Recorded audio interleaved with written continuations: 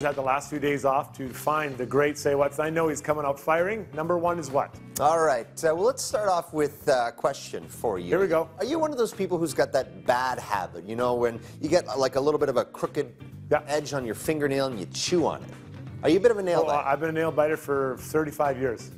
Okay. So, well, this next one certainly is going to help you cure that particular addiction. Take a look at this. This is a New Zealand finger artist by the name of Jesse Mills. Very popular in the Instagram community, and for good reason. Yes, you are looking at it right now. This is a very special form of fingernail art. She's creating sugary nails. That is frosting topped off with little silver sugar balls. And this, of course, has been viewed tens of thousands of times on her Instagram account alone. Uses a variety of white milk and dark chocolate, along with, as I mentioned, those silver balls or special blobs of white icing. It is safe to say that this is the most finger-licking good creation that I've seen in quite some time, though I do have one question for you, Jason. Go ahead. Is it still fair to put those on your fingernails if you have a hangnail? Well, the other question I have is, do you share them? Like when you're off from others, like, hey, want some chocolate? You know what? We're gonna put this to the test. We are going to. I'm going to put a little bit of something. I'll go find some whipped cream or something. Sure. Put it on my finger, and we'll see if you'll eat it. Well, I don't like to eat off anyone else, but I know our cameraman City, he might do it. He loves chocolate. He absolutely loves chocolate. We'll ask him later. This is going off the rails already, and we're just one say what in.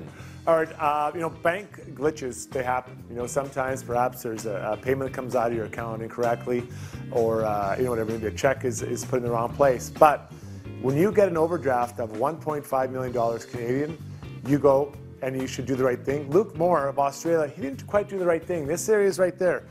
A bank latch accidentally gave him a massive overdraft, as I mentioned, of $1.5 million. So he says instead of perhaps doing the right thing, he went on a roll. He did pay off his insurance and some payments or visas he had. Then he goes out and buys a massive sports car.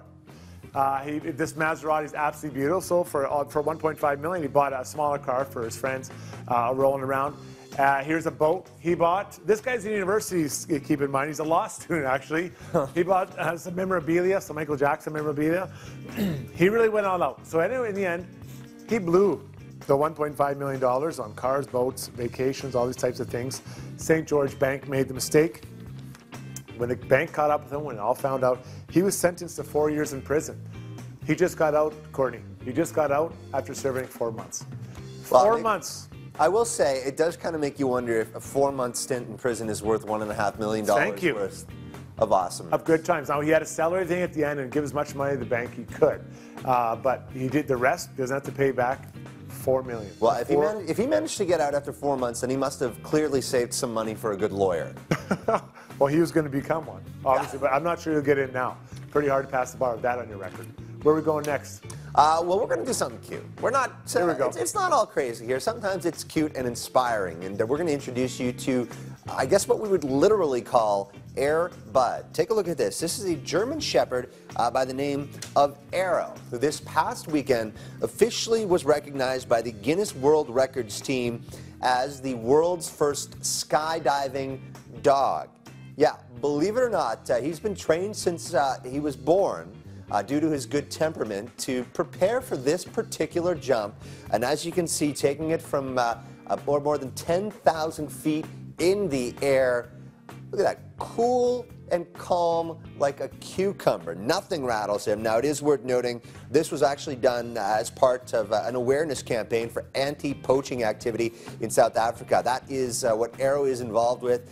He's there trying to catch hunters who are committing those types of crimes. So there you go, the coolest dog I know. And I will tell you what, Jason, that's great, but I would love to see someone try and skydive with a cat. That would not happen. I couldn't help but notice, though, the dog had a muzzle on. So I guess he was still a little bit worried the dog might freak out. He might have screamed a little. On the way down. Very crazy. All right, let's go over to Thailand now, and I want you to see this crazy, crazy sea animal. It's called a feather star. Absolutely amazing. You can trace the roots of the feather star back to 200 million years. It's amazing how cool this little animal is. Now, it can be found up high, it can be found up low. I said shallow, deep waters, warm waters, cold waters. The feather star is absolutely amazing to check out. And here we go. Very, very cool. The arms can be over a foot in length. They all keep them moving along. Now, not all of them float like this. Many of them use their arms that look like feathers to crawl along the bottom of the ocean. But as I said, they're found all over the place. They're absolutely beautiful. People are going crazy about this feather star that, like I said, can be found on any part of the ocean, anywhere, warm, cold, high, or shallow. Not real.